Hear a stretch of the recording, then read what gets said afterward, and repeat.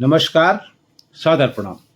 आज़ादी के 80 साल होने को हैं, लेकिन आज तक हमारे पास कोई ऐसा कार्ड नहीं है, कोई ऐसा आइडेंटिटी लेटर नहीं है, कार्ड नहीं है, पहचान पत्र नहीं है, जिसके जरिए हम ये साबित कर सकें कि हम भारतवासी हैं, हम भारतीय हैं, भारत का रहने वाला हूँ, भारत की बात सुनाता हूँ। यहाँ तक तो सही है, लेकिन क्या हम भारतीय हैं?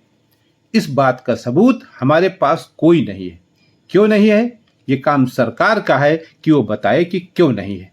लेकिन फिलहाल हम विस्तार से बताएंगे। मैं हूं डॉक्टर ओम प्रकाश मिश्र और आप सुन रहे हैं इट्स ओम ऑफिशियल।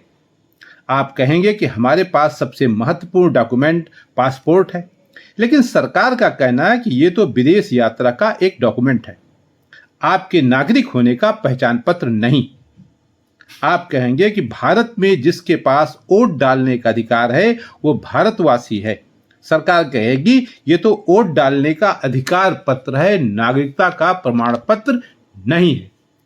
आपके पास पैन कार्ड है, आधार कार्ड है, राशन कार्ड है, ड्राइविंग लाइसेंस है, लेकिन इसमें से कोई भी भारतीय होने का प्रमाण पत्र नहीं है। तो फिर ये कैसे साबित होगा कि हम भारतीय नागरिक हैं? तो इसका सीधा सा जवाब है कि भारत में नागरिकता तय होती है सिटीजनशिप एक्ट 1955 से। इसमें स्पष्ट किया गया है कि नागरिक कौन हो सकता है और किस आधार पर नागरिकता वापस ली जा सकती है। लेकिन इसके बावजूद आज की तारीख में कोई भी ऐसा दस्तावेज हमारे आपके पास नहीं है जो भारतीयता साबित करने का पूरा प्रमाण हो। इस संबंध में माननीय सर्वोच्च न्यायालय का यह निर्णय बहुत महत्वपूर्ण है। इसको सुना जाना चाहिए, समझा जाना चाहिए। 14 जुलाई 2026 को सुप्रीम कोर्ट ने एक महत्वपूर्ण निर्णय में गुवाहाटी हाई कोर्ट के उन आदेशों को रद्द कर दिया जिनमें 27 लोगों को विदेशी घोषित करने वाले विदेशी न्यायाधिकरण यानी फॉरेनर ट्रिब्यूनल्स को निर्णयों को बरकरार रखा गया था।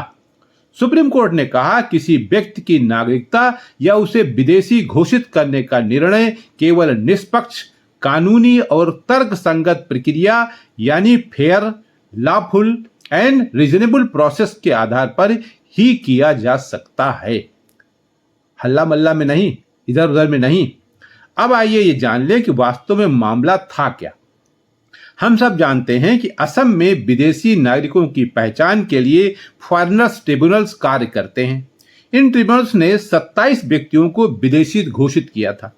बाद में गुवाहाटी हाई कोर्ट ने भी इन निर्णयों को सही माना। इसके बाद इन लोगों ने सुप्रीम कोर्ट में अपील की। सुप्रीम कोर्ट ने पाया कि इन मामलों में पर्याप्त अवसर, साक्ष्यों का समुचित परीक्षण और नेचुरल जस्टिस के सिद्धांतों का पूरी तरह से पालन नहीं किया गया है। इसलिए हाई कोर्ट और ट्रिब्यूनल्स के आदेशों को निरस्त करते हुए मामले को नए सिरे से सुनवाई का आदेश सुप्रीम कोर्ट ने दिया। लेकिन वो सुप्रीम कोर्ट ने यह नहीं कहा है, इस भ्रम में मत रहिएगा कि ये भारतीय नागरिक हैं। जी नहीं, उन्होंने पुनः कहा है कि इस पर ये जो फॉरेनर्स ट्रिब्यूनल्स हैं इन पर विचार करेंगी अदालतें। ये कहा है। उनको इंडियन सिटीजनशिप नहीं दे दी 27 लोगों को जिनको उन्होंने निरस्त की थी। सुप्रीम कोर्ट ने कहा है कि नागरिकता व्यक्ति की सबसे महत्वपूर्ण कानूनी पहचान है। किसी को विदेशी घोषित करने के परिणाम अत्यंत गंभीर होते हैं। हिरासत, निर्वासन, परिवार से अलगाव और स्टेटलेस होने का खतरा पैदा हो जाता है। इसलिए सुनवाई के समय सभी को अपना पक्ष रखने, दस्तावेज प्रस्तुत करने और निष्पक्ष सुनवाई का पूरा मौका मिलना चाहिए, न कि केवल तकनीकी आधार या अधूरी सुनवाई के आधार पर किसी को विदेशी ठहरा दिया जाए। ये गलत परंपरा है, ये परंपरा नहीं होनी चाहिए। सुप्रीम कोर्ट ने यह कहा।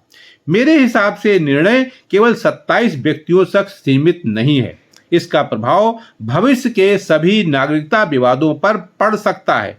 यह फैसला संविधान के अनुच्छेद 14 यानी समानता का अधिकार और अनुच्छेद 21 यानी जीवन और व्यक्तिगत स्वतंत्रता की भावना को मजबूत करने का अधिकार प्रदान करता है।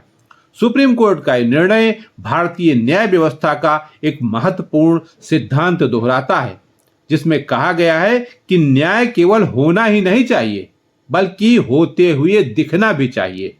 इसी के साथ मेरा तो सरकार से निवेदन है कि जल्द से जल्द हम देशवासियों के लिए, भारतवासियों के लिए कोई सिटीजन कार्ड यानी नागरिकता प्रमाण पत्र जारी करे, ताकि ये रोज रोज की खचखच चकचक खत्म हो जाए कि हम भारतीय नागरिक हैं कि नहीं, हमारे पास कोई प्रमाण पत्र है कि नहीं।